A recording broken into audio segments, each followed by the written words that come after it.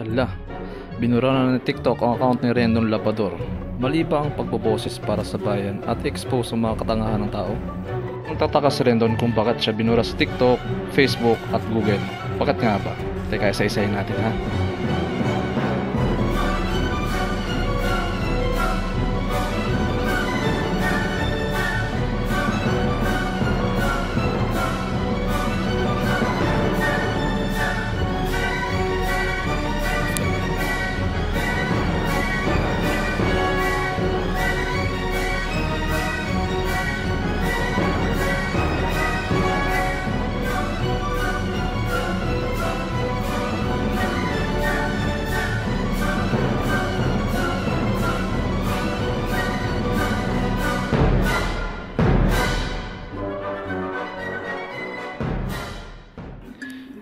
Tingin ko ang pinakadahilan talaga kung bakit binura siya sa social media is that yung pagiging siga niya.